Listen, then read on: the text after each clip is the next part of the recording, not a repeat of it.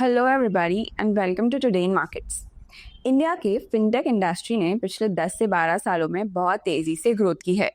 पहले फोकस था सिर्फ मास अडॉप्शन पर जैसे UPI, digital wallets, discount broking और छोटे एसआईपी एप्स आए हैं, लेकिन अब एक नया फेज स्टार्ट हो रहा है। अब फिनटेक्स अपना फोकस बदल रहे हैं।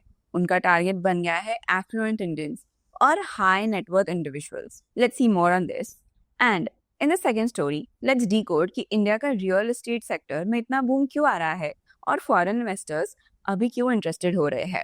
Hi, this is your host C S Suhani Kataria and let's begin.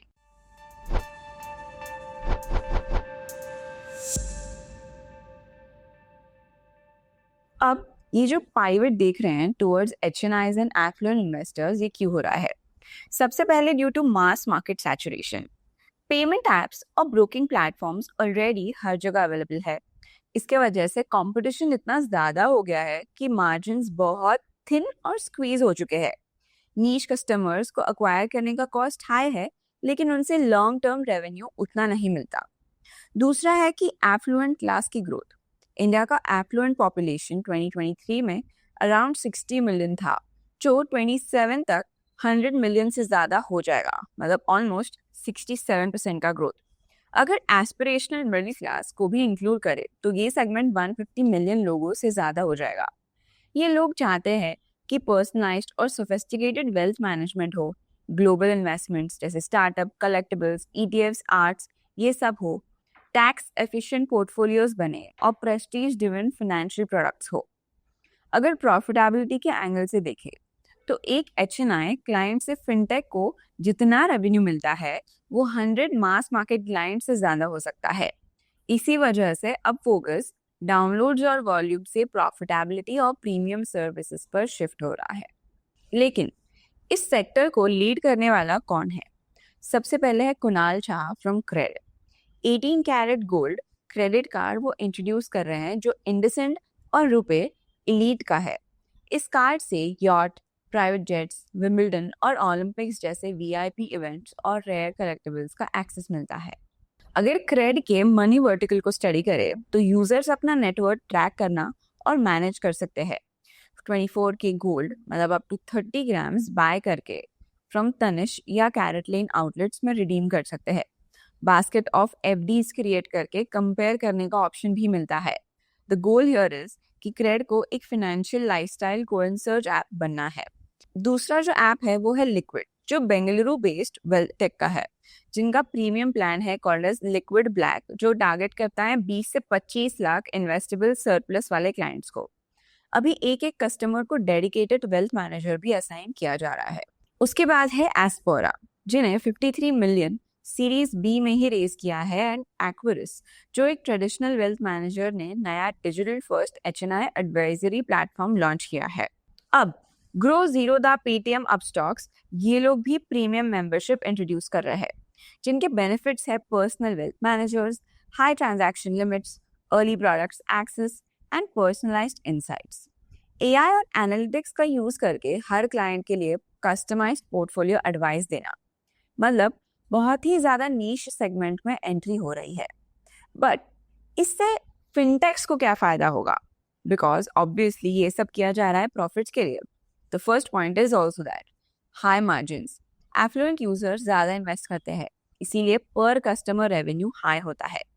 There is some stickiness, मतलब अगर सर्विस अच्छी हुई तो एफ्लुएंट क्लाइंट्स इजीली स्विच नहीं करते। The next is ecosystem building. फिनटेक्स payment और एसआईपी से बढ़कर फुल सर्विसेज एप्स बना रहे हैं, जैसे इंश्योरेंस, वेल्थ, लैंडिंग, सब कुछ एक जगह। And lastly bank competition. Private banks के एक्सक्लूसिव प्रिविलेजेस को फिनटेक्स अब रेप्लिकेट और चैलेंज कर रहे हैं। बट जितने फायदे हैं उसके साथ हम जैसे हमेशा देखते हैं, there are some challenges and risks, जैसे ट्रस्ट और कंप्लायंस। एचएनआई अपनी पर्सनल और फाइनेंशियल डेटा को लेकर बहुत सेंसिटिव होते हैं। डेटा ब्रीच या मिस सेलिंग का मतलब तुरंत लॉस हो जाएगा। Next is customer experience. Wealthy client का पेशेंस भी लो होता है, एक भी ग्लिच या सबपार सर्विसेज को वो तुरंत डिसएंगेज कर देते हैं। उसके बाद है कंटिन्यूअस इनोवेशन। ये क्लाइंट्स चाहते हैं कि एआई टूल्स, ग्लोबल एसेट्स और टैक्स ऑप्टिमाइज्ड सोल्यूशन मिले, फिनटेक्स को कॉन्स्टेंटली इवॉल्व करना रहेगा। सो the bottom line is India का फिनटेक अब 100 रुपये रिचार्ज और SIP वाले ऐप से इवॉल्व होके HNIs के लिए प्राइवेट बैंकिंग चैलेंजेस ऐप बन रहा है। फोकस है लॉन्ग टर्म पे हाई वैल्यू रिलेशनशिप्स बिल्ड करना। जो फिनटेक सीमलेसली प्रीमियम और ट्रस्टेड सर्विस देके वो इस रेस में जीतेंगे। जो फेल होंगे एफ्लुएंट क्लास उन्हें तुरंत छोड़ देगी। अब बात करते हैं इंडिया के रियल एस्टेट का। पिछले 15 सालों में मतलब 2010 से लेकर अब तक इंडिया के रियल एस्टेट सेक्टर में लगभग $80 बिलियन का इंस्टीट्यूशनल इन्वेस्टमेंट आया है। इसमें से 57% हिस्सा फॉरेन इन्वेस्टर्स का रहा है, जैसे pension funds, sovereign wealth funds और ग्लोबल प्राइवेट इक्विटी प्लेयर्स। लेकिन कोविड के बाद से डोमेस्टिक कैपिटल का रोल भी बढ़ने लगा है, जिसमें Indian NBFCs, family offices, HNI और रिटेल इन्वेस्टर्स के थ्रू रिट्स एक्टिवली पार्टिसिपेट कर रहे हैं। अब पहले समझते हैं GDP का कंट्रीब्यूशन एंड ग्रोथ। 2010 से पहले रियल एस्टेट का कंट्रीब्यूशन इंडिया के GDP में 5% से भी कम था। आज के टाइम पे ये कंट्रीब्यूशन 6 to 8% के बीच आ गया है, जो इस सेक्टर की इंपॉर्टेंस को क्लियरली दिखाता है। फ्यूचर प्रोजेक्शंस के हिसाब से मतलब 2047 तक रियल एस्टेट सेक्टर का साइज $5 ट्रिलियन से $10 ट्रिलियन तक पहुंच सकता है। ये ग्रोथ आएगी अर्बनाइजेशन से। 2031 तक 600 मिलियन से ज्यादा अर्बन पॉपुलेशन हो जाएगी। इंफ्रास्ट्रक्चर पुश मिलेगा, मतलब metro cities, smart cities, expressways सब बढ़ जाएंगे। और गवर्नमेंट रिफॉर्म्स जैसे रेरा, GST और रिट्स की वजह से भी एक नया बूम मिलेगा। अब देखते हैं इनके की ग्रोथ एरियाज क्या होंगे। पहले तो residential housing, affordable housing schemes जैसे PMAY ने डिमांड को बूस्ट किया है। मिड इनकम और लग्जरी होम्स में भी मिलेनियल्स और NRIs की डिमांड हाई होती है। उसके बाद office and commercial space. India IT या ITES और GCCs के लिए एक ग्लोबल हब बन गया है। हाइब्रिड और फ्लेक्सिबल वर्क स्पेसेस की वजह से ऑफिस डिमांड स्टेबल है। Next is industrial and where housing.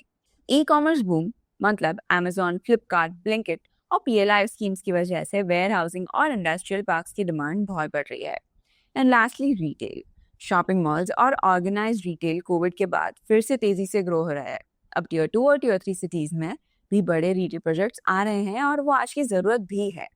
And lastly data centres, digital economy and 5G roll out की वजह से इंडिया एक ग्लोबल डेटा हब बनने की तरफ है। Senior living and student housing मतलब एजिंग पॉपुलेशन और स्टूडेंट माइग्रेशन की वजह से ये स्पेशलाइज्ड सेगमेंट्स में भी ग्रो कर रहे हैं। अब इस सब का इन्वेस्टमेंट व्हीकल्स और ड्राइवर्स कौन है? प्राइवेट इक्विटी और इंस्टीट्यूशनल फंड ने सबसे बड़ा रोल प्ले किया है। रिट्स मतलब एम्बेसीज, माइंडस्पेस, ब्रुकफील्ड्स इन्वेस्टर्स को 6 to 7% यील्ड देते हैं, जो ग्लोबल एवरेज 4 to 5% से ज्यादा है। NBFCs और developer backed funds regional projects को सपोर्ट करते हैं। सॉवरेन वेल्थ फंड्स और pension funds long term stable returns के लिए इंडिया को प्रेफर कर रहे हैं। लेकिन इस सब में पॉलिसी रिफॉर्म्स का इम्पैक्ट देखते हैं। रेरा ने प्रोजेक्ट अकाउंटेबिलिटी और टाइमली डिलीवरी को एनफोर्स किया है। GST ने ट्रैक स्ट्रक्चर सिंप्लीफाई करके ट्रांसपेरेंसी लाई है। रिट्स और एनविट्स ने रिटेल और इंस्टीट्यूशनल इन्वेस्टर्स के लिए नए एवेन्यूज खोल दिए हैं। Ease of doing business reforms ने ग्लोबल प्लेयर्स को भी अट्रैक्ट किया है। So the bottom line is India का रियल एस्टेट सेक्टर पिछले 15 सालों में एक ओपेक और फ्रैगमेंटेड मार्केट से बदलकर अब एक ऑर्गेनाइज्ड, ट्रांसपेरेंट और इन्वेस्टर फ्रेंडली इन्वेस्टमेंट हो चुकी है। $80 बिलियन का इन्फ्लोज इस बात का प्रूफ है कि डोमेस्टिक और ग्लोबल दोनों इन्वेस्टर्स का कॉन्फिडेंस यहाँ आया है। अर्बन डिमांड, इंफ्रा पुश और स्ट्रॉन्ग रिफॉर्म्स के साथ इंडिया 2047 तक दुनिया का सबसे बड़ा प्रॉपर्टी मार्केट्स में से एक बन सकता है। इन्वेस्टर्स के लिए ये सेक्टर अब ग्रोथ प्लस स्टेबिलिटी के और प्लस अट्रैक्टिव यील्ड्स का परफेक्ट कॉम्बिनेशन ऑफर करता है। अब चलते हैं न्यूज़ फ्लैश सेक्शन की ओर, जो आपको स्कैनिक्स के न्यूज़ टैब के अंदर न्यूज़ फ्लैश सेक्शन मिलेगा। जैसे Aetham Investments in Infrastructure to acquire 3% stake in Servoya Pharma for 30 crores. Aetham Investments in Infrastructure will acquire a 3% stake in Servoya Pharma through a Series B compulsory convertible preference shares investments worth approximately 30 crores. The transaction represents a strategic investment by Aetham in the pharma company. उसके बाद हम देख सकते हैं that rupees strengthens to 88.05 against dollar on Fed rate cut expectations. The Indian rupee strengthened for the third consecutive day closing at 88.05 per dollar compared to Monday's close of 88.21. The 16 paisa gain was driven by a broader dollar weakness ahead of a US Federal Reserve's two-day policy meeting, with markets expecting a 25 basis point rate cut. तो ऐसे ही quick news के update के लिए आप भी हमारे product और ज़्यादा एक्सप्लोर कर सकते हो। अब चलते हैं इनसाइट्स टैब पे और देखते हैं आज का हीट मैप, वेयर जो बुलिशनेस, जो रैली हम लोग काफ़ी दिनों से एक्सपेक्ट कर रहे थे, वो आज फाइनली मार्केट में दी है। We can see that the entire heat map is green. So let's look at the top gainers and losers for today, जिसमें हम देख सकते हैं कि बैंक निफ्टी ने बहुत अच्छा परफॉर्म किया है। We can see Kotak bank is up by 2.58%, Axis bank is up by 1.52%, L&T is up by 2.28%, Maruti is up by 2.02%, Mahindra and Mahindra is up by 2.2%, Bharti Airtel is up by 1.84%, Tata Steel is up by 1.65%, Eicher Motors is up by 1.86%. So these have been the top gainers for today. Top losers की बात करें तो Asian Paints is down by 0.87%, Nestle is down by 0.68%, Bajaj Finance is down by 0.65%, and Shriram Finance is down by 0.89%. So these have been the top gainers and losers for today. अगर FIDI data की बात करें तो as of 15 September 2025, FI ने फिर से selling की of 1268 crore, whereas DI ने बाइंग की है ऑफ 1933 करोड़। उसके बाद अगर MTF इनसाइट्स की बात करें तो as of 12 September 2025, the industry MTF book stands at 95,036, जिसमें 6,686 करोड़ पोजीशंस ऐड हुए हैं और 6,767 करोड़ पोजीशंस लिक्विडेट हुए। So the net book liquidation is of 80 crore. अगर आज के टॉप डिलीवरीज की बात करें तो आज के टॉप 5 डिलीवरीज है Kotak bank, power grid corporation of India, Mahindra and Mahindra, NTPC and TCS, which range from 81% to 70%. अब चलते हैं धन चार्ट्स पे और एनालाइज करते हैं निफ्टी 50 फॉर टुडे। तो जैसे हम देख सकते हैं कि काफ़ी a very good big bullish green candle हम देख सकते हैं। Nifty opened around 25,073, made a high of 25,261, made a low of 25,070 and closed around 25,239. बहुत ही अच्छा दिन था। अगर पैटर्न को थोड़ा सा जूम आउट करके अगर ऑब्जर्व करते हैं तो हम देख सकते हैं W टाइप पैटर्न भी फॉर्म हुआ है। अगर हम आगे की बात करते हैं तो ये कैंडल का जो हाई था, जो 11 जुलाई को कैंडल बनी है, उस कैंडल का जो हाई है वो है 25,322। This is a important high for us. अगर इसको हम बार करते हैं तो शायद हम लोग एक नया ऑल टाइम हाई के पास या पुराना जो हाई था उसके पास हम लोग जा सकते हैं। वो अभी भी उसके 20 EMA और 50 EMA के ऊपर है और आज RSI भी 63 तक पहुंच चुका है। निफ्टी टोटल आज 170 पॉइंट से ऊपर है एंड ये जो आया है दैट इज ऑल्सो बिकॉज आज निफ्टी की एक्सपायरी थी, दैट इज वाई हम ये रैली भी देख सकते हैं। अगर सेंसेक्स की बात करें तो सेंसेक्स आज ऑलमोस्ट 600 पॉइंट से ऊपर है। Sensex open around 81,852, made a high of 82,443, made a low of 81,779 and closed around 82,380. वो भी उसके 50 EMA और 20 EMA के ऊपर है और उसका RSI भी अराउंड 63।